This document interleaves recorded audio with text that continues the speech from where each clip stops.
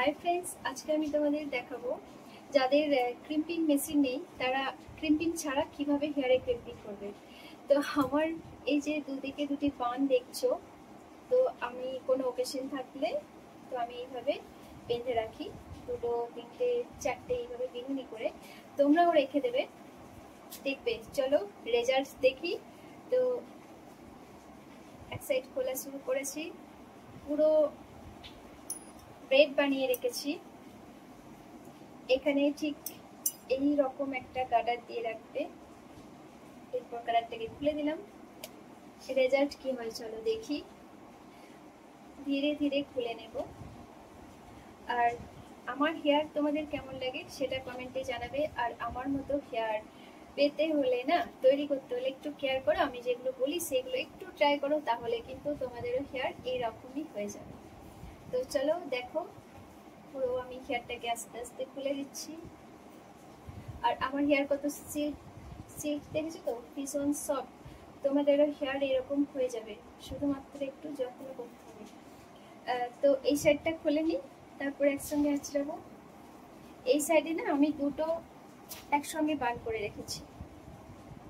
দেখো কিভাবে বানগুলোকে করে রেখেছি, তোমরাও ঠিক এভাবেই করে রাখবে। দেখেছো দুটো ঠিক সামনের দিকে একটা, দেখছো একটু সামনের দিকে একটা আর একটু পিছনের দিকে একটা। তো এটাকে আমি ধীরে ধীরে খুলে দেব।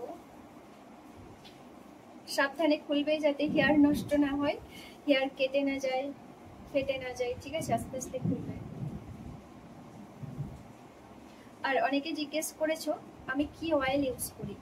আমি ক্লিনিক প্লাস অয়েল ইউজ করি। আমি আগে অনেকবার বলেছি, ভিডিও আপলোড আছে, তোমরা দেখতে পারো। আর ক্লিনিক প্লাস অয়েলটা ভীষণই সুন্দর। তবে অনেকে জিজ্ঞেস করেছো চুলে তেল দেওয়ার কি নিয়ম। ঠিক এই সাইডটাও খুলবো।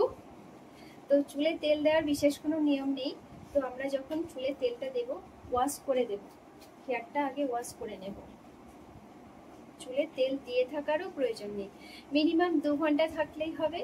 তো কারোর যদি হাতে সময় থাকে, সে হয়তো বিকালের দিকে দিলে বা রাতের দিকে দিলে, সকালের দিকে শ্যাম্পু করে নিলে, স্নান করে নিলে, ব্যাস এতেই খুব সুন্দর হয়ে যাবে। চুলে তেল দিয়ে রাখার কোনো প্রয়োজন নেই। তো আজ আমি এই টেকনিকটা দেখাচ্ছি যাদের ক্রিম্পিং মেশিন নেই, সবার তার থাকে না, তো তাদের ইচ্ছে হয় যে আমার হেয়ারটা যাতে ক্রিম্পিং এর মতো হয়ে যায়। তো দেখো আমি 3-4টে বিনুনি করে রেখে দিয়েছিলাম। এরপর ধীরে ধীরে সবগুলো খুলে ফেললাম। আমার হেয়ারটা ঠিক কেমন লাগছে দেখো। এবার আমি তোমাদেরকে আঁচড়ে দেখাবো।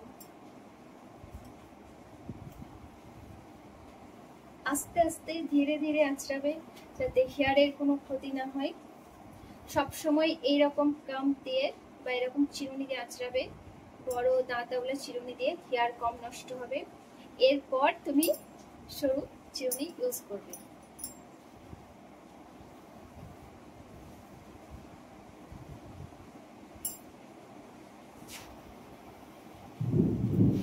দুই সাইড আমি ভালো করে আঁচড়ে নেব।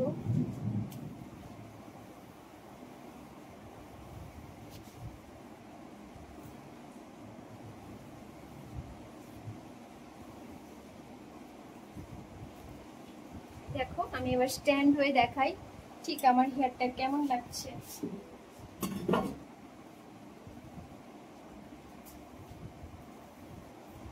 ক্রিম্পিং এর মতো হয়েছে কিনা তোমরাই বলো।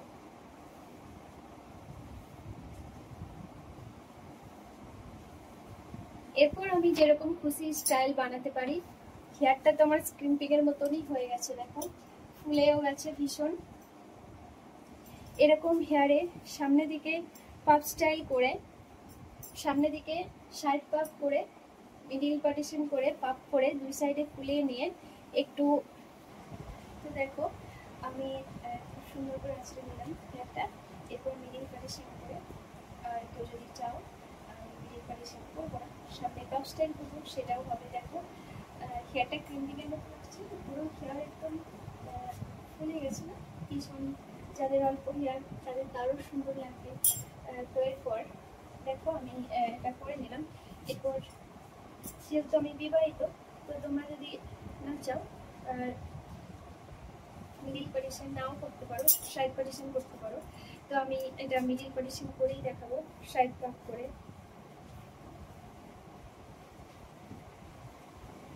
ঠিক সামনের একটু চুল ছেড়ে রেখে দেবো যাতে সুন্দর লাগে।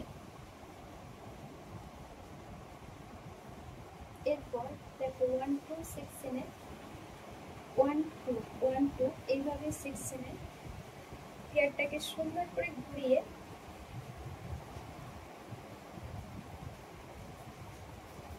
দেখো 1 2 1 2 সেকশনে সুন্দর করে ঘুরিয়ে 1 2 1 2 এভাবেই একটু আমি ফুলিয়ে নেব। এটা কিন্তু মুখ অনুযায়ী, যার ফেস অনুযায়ী ফোলাতে হবে, আর সবার ফেস সমান নয়, তাই ফেস অনুযায়ী ফোলাতে হবে এটা। তো এইভাবে সুন্দর করে এবার আমি এখানে ববি পিন দিয়ে লক করে দেব। চাইলে আমার একটু ববি পিন বেশি লাগে, কারণ হেয়ারটা প্রচণ্ড সিল্ক।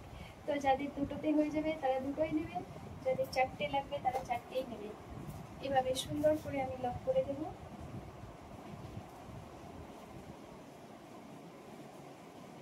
তো এবার